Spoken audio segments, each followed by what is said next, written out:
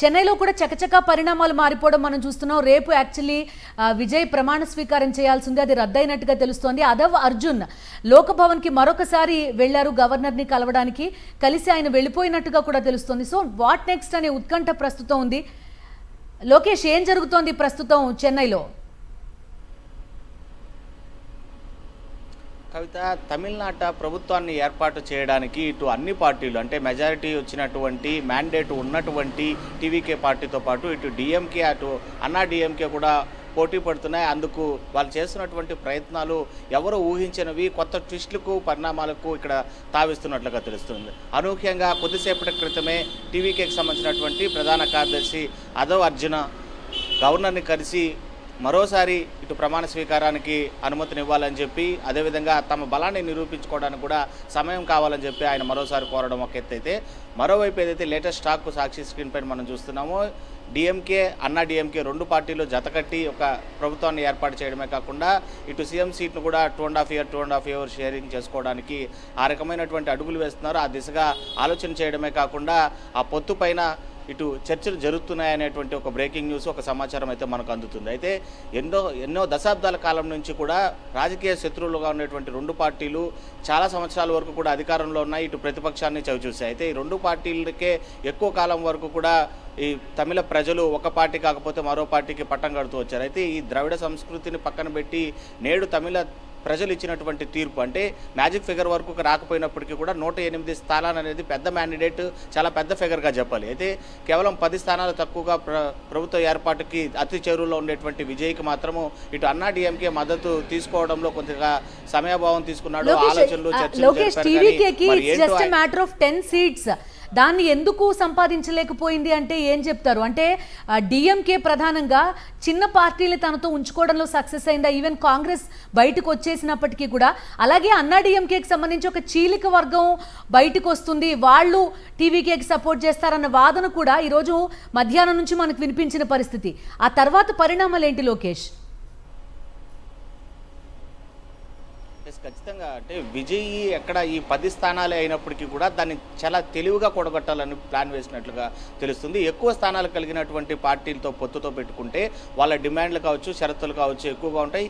Even though CM సీట్ను కూడా sharing అడిగేటువంటి అవకాశాలు ఉంటాయనేటువంటి ఆలోచన చేశారు. అది కాకుండా అన్నా డిఎంకే పార్టీ మద్దతు కూడగడితే మాత్రం వాళ్ళు అప్పటికే ఎన్నో దశాబ్దాల కాలం నాటి రాజకీయ అనుభవం కలిగినటువంటి వ్యక్తులు, ప్రభుత్వాలను ఏర్పాటు చేసినటువంటి వ్యక్తులు, ప్రభుత్వాల్లో ఎమ్మెల్యేలుగా మంత్రులుగా కొనసాగినటువంటి అనుభవజ్ఞులు అందులో ఉన్నారు. వాళ్ళంతా ఇక్కడికి ఈ పార్టీలో జతకట్టి కనుక ప్రభుత్వాన్ని ఏర్పాటు చేస్తే వాళ్ళందరూ టీవీకే పార్టీకి సంబంధించినటువంటి అభ్యర్థులను కావచ్చు, ఇక్కడ లోకల్గా కావచ్చు ఎక్కువ హ్యాండిల్ చేయడమే కాకుండా వాళ్ళందరినీ కూడా తొక్కిపడేసేటువంటి ఛాన్సెస్ ఉంటాయని చెప్పే ఆలోచనతోనే తక్కువ స్థానాలు ఉన్నటువంటి పార్టీల పైన వాటితో పొత్తు పెట్టుకోవడానికి కూడా విజయ్ ఆలోచన చేశాడు. అందులో భాగంగానే ఇటు కాంగ్రెస్ మద్దతు కోరడం జరిగింది. కాంగ్రెస్ ఇప్పటికే తమ మద్దతును ఫుల్ క్లారిటీగా స్పష్టం చేయడంతో కూడా వాళ్ళందరూ కూడా గవర్నర్ను కలవడానికి కూడా వెళ్ళినటువంటి పరిస్థితి. అయితే ఇక కావాల్సింది కేవలం అంటే 4 స్థానాలు ఇటు వచ్చిన తర్వాత కూడా 112 స్థానాలతో ఉన్నాడు ప్రస్తుతం విజయ్. ఇక కావాల్సింది కేవలం 6 స్థానాలే. ఈ 6 స్థానాలు కూడగట్టడానికి కూడా చర్చలు మరోవైపు జరుగుతున్నాయి. పిఎంకే అని ఒక పార్టీ ఉంది, ఆ పార్టీ కూడా 4 స్థానాలు కలిగి ఉంది. మరోవైపు ఇటు వీసీకే అనే పార్టీతో కూడా 2 స్థానాలు కలిగి ఉంది. ఆ రెండు పార్టీలు చిన్న పార్టీలే కాబట్టి ఆ రెండు పార్టీలకు సంబంధించినటువంటి స్థానాలు కానీ కూడగట్టగలిగితే ఖచ్చితంగా రేపు విజయ్ అనుకున్న సమయానికే ప్రమాణ స్వీకారం చేయగలడు. అయితే ఆ దిశగా చర్చలు జరిపి సక్సెస్ఫుల్ అవుతాడా, లేక ఇటు డిఎంకే ఏడీఎంకే ఏదైతే ఆలోచన చేస్తున్నారో వాళ్ళేమన్నా తిరిగి ఈ భద్ర శత్రుత్వాన్ని పక్కన పెట్టి రాజకీయంగా వాళ్ళందరూ కూడా కలిసి వాళ్ళతో ఉన్నటువంటి కూటమి పార్టీల యొక్క సపోర్ట్తో వారేమన్నా అధికారం చేపడతారా అనేది ఇప్పుడు $1 మిలియన్ ప్రశ్నగా అయితే తమిళనాట. లోకేష్, ఒక విషయం చెప్పండి. ఇలాంటి ఒక సిచ్యువేషన్ ఎప్పుడైనా వచ్చినప్పుడు సహజంగా ఏం జరుగుతుందంటే, ఏదైనా ఒక సింగిల్ లార్జెస్ట్ పార్టీ ఉన్నప్పుడు వేరే 2 పార్టీలు ఏవైతే ఉన్నాయో అవి రెండిట్లో ఏదో ఒక కూటమి ఈ సింగిల్ లార్జెస్ట్ పార్టీ అనే దానికి సపోర్ట్ చేయడం అనేది సహజంగా మనం భారత రాజకీయాల్లో చూస్తాం. ఇక్కడ కొంత వ్యతిరేకంగా జరుగుతున్న పరిస్థితి ఎందుకు? దీనికి కారణం ఏంటి? విజయ్ అప్రోచా, లేకపోతే డిఎంకే అన్నా డిఎంకే వాళ్ళ స్ట్రాంగ్ హోల్డ్ అలాగే ఉంచుకోవడం కారణమా? ఇక్కడ ప్రధానంగా ఆలోచిస్తారంటే మ్యాండేట్ వచ్చినటువంటి విజయ్ అయితే మాత్రం చాలా తెలివిగా ఆలోచించారు. మద్దతు కూడగట్టడం పెద్ద విషయం కాదు. మద్దతు కూడగట్టే విషయంలో తీసుకోవాల్సినటువంటి జాగ్రత్తలు మెలకువలపైన ఆయన పూర్తి స్థాయిలో కసరత్తు చేశారనే చెప్పొచ్చు. పెద్ద పార్టీల మద్దతు కూడగడితే మాత్రం మనం అనుకున్నట్టుగా కూడా వాళ్ళు ఇచ్చేటువంటి షరతులకు అన్నిటికీ కూడా లోబడే ప్రభుత్వాన్ని నడపాల్సి ఉంటుంది అనేటువంటి ఒక ఆలోచన చేశారు. అయితే డిఎంకే ఏడీఎంకే మాత్రము ఇటు తమ ఉనికిని కోల్పోతాము అనేది ఒక ఇష్యూ అయితే, మరోవైపు ప్రభుత్వం ఏర్పాటు చేయొచ్చు కదా అనేటువంటి ఆలోచన కూడా. అంటే అధికారం కోల్పోయే ప్రతిసారి ప్రతిపక్షంలో ఉన్న వారికి అధికారం అంటే కూడా చాలా వరకు దాహంగానే కనిపిస్తూ ఉంటుంది. కాబట్టి అధికార దిశగా కూడా వాళ్ళు ఈ పావులు కదుపుతూనే మరోవైపు విజయ్ని తమిళ రాజకీయాల నుంచి దూరం పెట్టొచ్చు ఈ విధంగా చేస్తే అంటూ కూడా వాళ్ళు ఈ రకమైనటువంటి ఆలోచన చేస్తున్నట్లుగా కూడా రాజకీయ విశ్లేషకులు చెప్తున్నారు. లోకేష్, డిఎంకే కానీ అన్నా డిఎంకే కానీ ప్రస్తుతం సెకండ్ జనరేషన్ లీడర్స్ ఉన్నారు. ఫస్ట్ జనరేషన్ లో కరుణానిధి, జయలలిత వాళ్ళిద్దరూ లేకపోవడం, ఇప్పుడు స్టాలిన్, అదేవిధంగా ఇటు పళనిస్వామి వీళ్ళిద్దరూ కొంతవరకు కలిసే అవకాశం ఎంతవరకు ఉంటుందనేది కూడా ఒక ప్రశ్న. ఎందుకంటే ఒక బద్ధ శత్రువులా వ్యవహరించేవారు కరుణానిధి కానీ జయలలిత కానీ. వాళ్ళ ఆబ్సెన్స్లో ఈ రెండు పార్టీల్ని కలిపే అవకాశం ఎంతవరకు ఉంటుంది? ఎస్, ఖచ్చితంగా మీరు అన్నది ఎంతో కాలం రాజకీయ బద్ధశత్రువుగా ఉన్నటువంటి రెండు పార్టీలు ఏది అధికారంలోకి వచ్చినప్పటికీ కూడా తమిళ ప్రజల సేవే మాకు ముఖ్యమంటూ కూడా 5 ఏళ్ల పాటు పరిపాలనలో ఉండేటప్పుడు పరిపాలన చేసేవారు. ప్రతిపక్షం ఇచ్చేటప్పుడు ఆ ప్రతిపక్షాన్ని యాక్సెప్ట్ చేసి గమ్మున ఊరుకునేవారు. అయితే నేడు ఒక ప్రభుత్వ ఏర్పాటు కోసం, అధికారం కోసం తాము జత కట్టబోతున్నాము, విజయ్ని పక్కన పెట్టడం కోసం, విజయ్ని రాజకీయాల నుండి దూరం చేయడం కోసం, విజయ్కి ప్రభుత్వాన్ని ఏర్పాటు చేయనీయకుండా చేయడం కోసం తామిద్దరూ కలుస్తున్నామంటే మాత్రం తమిళ ప్రజలు ఎట్టి పరిస్థితుల్లో ఈ రెండు పార్టీల్ని విశ్వసించేటువంటి పరిస్థితి ఉండదు. ఎందుకంటే చాలా వరకు డిఎంకేకి సంబంధించినటువంటి కార్యకర్తలు ఎన్నో ఏళ్ల పాటు కూడా ఆ పార్టీ కోసమే కష్టపడినటువంటి వ్యక్తులుగా ఉన్నారు. ఇటు అన్నా డిఎంకే పార్టీలోనూ అదే పరిస్థితి ఉంటుంది. సో ఈ కార్యకర్తలు ఖచ్చితంగా ఇది రుచిచ్చదు. ఇంతకాలము ఇటు కరుణానిధి కోసమో లేదా జయలలితను నమ్ముకోనో వాళ్ళు స్థాపించినటువంటి పార్టీ కోసం పనిచేస్తూ వచ్చినటువంటి మమ్మల్ని ఏమాత్రం తమ నిర్ణయాలు కానీ తన మనోభావాలను కానీ తెలుసుకోకుండా ఈ రకమైనటువంటి ఒక నూతన పొత్తు కోసం అధికార దాహంతో మాత్రం ముందుకెళ్తే మాత్రం ఇది తమిళనాడు ప్రజలు చీకొట్టేటువంటి దాఖలాలు అయితే మాత్రం చాలా స్పష్టంగా. లోకేష్, ఎవరైనా లీగల్ ఎక్స్పర్ట్స్ తో మాట్లాడితే ఏం చెప్తున్నారు లోకేష్? సహజంగా గవర్నర్ ఒక సింగిల్ లార్జెస్ట్ పార్టీని ఫస్ట్ అధికారం ప్రభుత్వ ఏర్పాటుకు పిలవడం అనేది చూస్తాం. ఒకవేళ ఫెయిల్ అయితే తర్వాత ఎవరైతే కూటమిగా వస్తారా, 2-3 పార్టీలు కలిసి వస్తారా అనేది చూస్తారు. ఇక్కడ అసలు ఆ ఫస్ట్ స్టెప్పే కంప్లీట్ కాకుండా డిఎంకే అన్నా డిఎంకే పొత్తు అనే కొత్త అంశం తెరపైకి రావడం కూడా చూస్తున్నాం మనం. సో లీగల్గా చెప్తున్నది ఒకటే, నిజంగానే ఏదైతే సింగిల్ లార్జెస్ట్ పార్టీ ఉందో ఆ పార్టీకి కనుక మ్యాండేట్ ఉంటే, అంటే ఏదైతే మ్యాజిక్ ఫిగర్ ఉంటుందో ఆ మ్యాజిక్ ఫిగర్ చెరువులో మ్యాజిక్ ఫిగర్ కావాల్సినటువంటి స్థానాలు, అంతకు మించి స్థానాలు ఉంటే నేరుగా ఆహ్వానించి గవర్నరే ప్రభుత్వం ఏర్పాటు చేయాలని కోరడం కూడా జరుగుతుంది. అయితే ఇక్కడ విజయ్కి 10 స్థానాలు తక్కువ 108 స్థానాలు ఉండటంతో విజయ్ అపాయింట్మెంట్ కోరారు. కాంగ్రెస్తో జత కట్టామని కూడా చెప్పడం జరిగింది. 112 స్థానాలకు సంబంధించినటువంటి ఎమ్మెల్యేలు పత్రాలు అన్నింటిని కూడా సమర్పించారు. అయితే ఇక ఏ పార్టీ నుంచి కూడా అభ్యర్థులు తీసుకొని వస్తారనేది కాకపోయినప్పటికీ కూడా ఇక్కడ ప్రశ్న, గవర్నరు పూర్తి స్థాయి మ్యాండేట్ లేదు కదా అనేటువంటి ఒక ప్రశ్న రేస్ చేశారు. దాంతో విజయ్ వెనుకదిరగాల్సి వచ్చింది. ఈ నేపథ్యంలోనే ఈ కొద్ది సమయం గ్యాప్లోనే డిఎంకే ఏడీఎంకే ఒక కసరత్తు చేసింది. ఇటు అధికారము చేపట్టే దిశగా కూడా వాళ్ళు వేస్తున్నటువంటి అడుగులతో ఇది ఇప్పుడు మెయిన్ టాపిక్గా మారింది. తమిళనాడు మొత్తం కూడా ఈ డిఎంకే అన్నా డిఎంకే పొత్తు అనేది ఒక చర్చనీయాంశంగా కూడా మారింది. ఓకే లోకేష్, సో తమిళనాడు పరిణామాలన్నీ కూడా చకచక మారిపోవడం చూస్తున్నాం. ఏ సమయంలో ఒక సింగిల్ లార్జెస్ట్ పార్టీగా టీవీకే నుంచి విజయ్ అవతరించారో ఆ తర్వాతి పరిణామాలు చూస్తున్నాం. కానీ ప్రభుత్వ ఏర్పాటుకు తగిన మ్యాజిక్ ఫిగర్ విజయ్ వద్ద లేకపోవడం ప్రస్తుతం ఈ మొత్తం నాటకీయ పరిణామాలన్నిటికీ కూడా కారణంగా కనిపిస్తోంది. గవర్నర్ను విజయ్ కలవడం, కాంగ్రెస్ సపోర్ట్ తీసుకోవడం, అయినా కూడా కొంత ఎమ్మెల్యేల నంబర్ మ్యాజిక్ ఫిగర్కి తక్కువగా ఉండడంతో అన్నా డిఎంకే అనే ఒక కొత్త అంశం తెరపైకి వచ్చింది.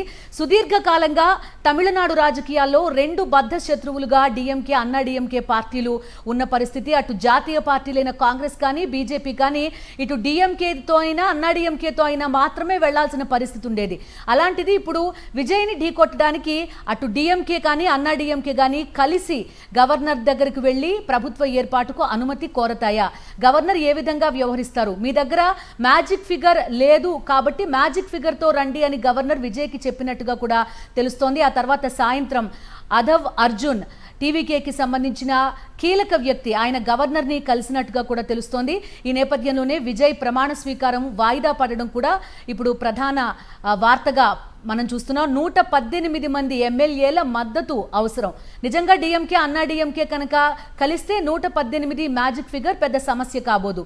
అటు చిన్న పార్టీలు, అటు లెఫ్ట్ పార్టీలు కానీ, అదేవిధంగా వీసీకే, పిఎంకే ఇలాంటి ఐయుఎంఎల్, ఇండియన్ యూనియన్ ముస్లిం లీగ్ ఇలాంటి పార్టీలతో కలిపి ప్రభుత్వ ఏర్పాటును చేయడం ఈజీ అవుతుంది.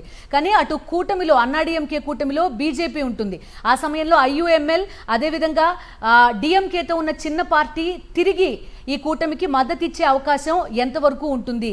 బీజేపీ, ఐయుఎంఎల్ కలిసి ఒక ప్రభుత్వ ఏర్పాటుకు అనుమతి ఇచ్చే అవకాశం ఉంది. ఇలా చాలా ప్రశ్నలు ప్రస్తుతం మన ముందున్నాయి. మరి విజయ్ని ఢీకొనడానికి నిజంగా డిఎంకే, అన్నా డిఎంకే కలిసి వెళ్తాయా, లేదంటే విజయ్కి ఎవరో ఒకరు అనుకున్న 10 మంది ఎమ్మెల్యేల సంఖ్య ఏ విధంగానైనా విజయ్ సంపాదించగలుగుతారా?